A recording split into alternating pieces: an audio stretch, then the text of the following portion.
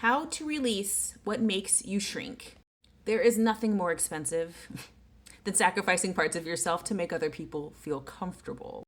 And some of you are manifesting from a place of spiritual suffocation because you refuse to let go of what makes you shrink. This is the number one thing blocking your abundance. Not lack, not timing, not God's will, but you silencing your own spirit to keep peace that isn't even real. So what is shrinking? Most people get this wrong. Shrinking isn't something that's always dramatic. A lot of times it's subtle. It's the tone of your voice changing when they walk into the room.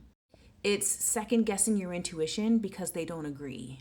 It's dimming your excitement, your gifts, and your magic so that they don't feel insecure. It's the way that you apologize for your needs. It's the way you praise them for giving you the bare minimum. Shrinking is spiritual abandonment. It's emotional smallness. It's when your soul says, there's more in me, but your relationship says, well, not here. And instead of you leaving, you fold. You adjust, you adapt, you control, you shrink. And this isn't because you don't know your power. You know your motherfucking power, right? It's because you learned that your power threatens the wrong people. So why does this block abundance? Like how, Sway?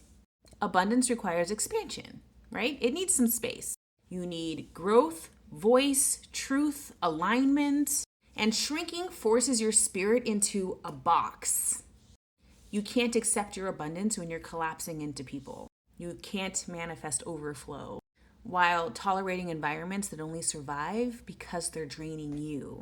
So here's a truth you can take away from this. Your abundance is tied to your authenticity, the real you, the full you, not the edited version that's keeping your relationship from falling apart. So any manifestation that is built on shrinking will collapse because nothing that is rooted in self-abandonment can expand. Does that make sense? So how do you recognize the exact places where you are shrinking? There are 3 core signs that something or someone is causing you to shrink. First, your nervous system tightens around them. Your body knows way before your mind does. And this is self-protection mode. So we're talking about raised shoulders, stomach knots, shortness of breath, maybe like trying to brace yourself for the interaction, walking on eggshells, like these kinds of feelings. Number 2, you feel like you're too much or not enough. A healthy environment makes you feel right-sized. The perfect bowl of porridge, Goldilocks. An unhealthy one will make you feel either too emotional, too ambitious, too quiet, too loud, too expressive, too sensitive, too strong, too independent, too soft. You get where I'm going? And number 3, this is huge. Everyone ignores this. Number 3, you cannot be honest without consequence. Now, what does that mean? If you telling the truth threatens your relationship is built on illusion. I said what I said. If you can't have boundaries, it's not a connection. It's captivity, babe. So why do we stay in places that keep us shrunk? Most people don't stay because it feels good. They stay because it's familiar. You shrink because you were praised for being easy. You're taught that conflict is dangerous. You grew up managing other people's emotions. You fear abandonment. You are the peacekeeper. Your worth is tied to being agreeable. And you don't want to hurt anyone. That makes sense.